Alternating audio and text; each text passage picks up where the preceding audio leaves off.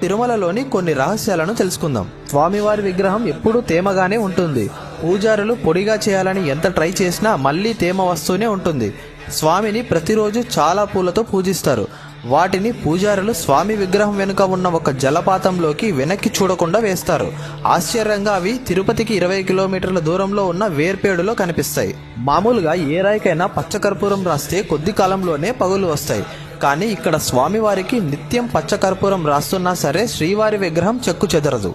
చిన్న పిల్లాడి రూపంలో స్వామి ఉన్నప్పుడు అనంతల్వార్ ఒక గుణపంతో కొడతారు. రక్తంతో గాయపడిన స్వామివారి గడ్డంపై గంధం పోయడం ఇప్పటికీ ఇక్కడ సాంప్రదాయం. ఆ గుణపం ఇప్పటికీ మీరు గుడి ఎంట్రన్స్ లో చూడొచ్చు. చాలా మంది వెంకటేశ్వర స్వామి దర్శనం అయ్యాక విమాన వెంకటేశ్వరుని దర్శనం చేసుకొని వచ్చేస్తారు. కానీ అక్కడే ఒక అరుగు మీద తీర్థం ఇస్తారు. అది ఖచ్చితంగా తీసుకోవాలి. ఎందుకంటే తిరుమల ఆలయంలో ఇంకొక డైమెన్షన్ లో రాత్రిపూట దేవతలు స్వామిని అర్చించుకుంటూ ఉంటారు. వాళ్ళ కోసమని ఒక పెద్ద పాత్రలో నీటిని పెడతారు.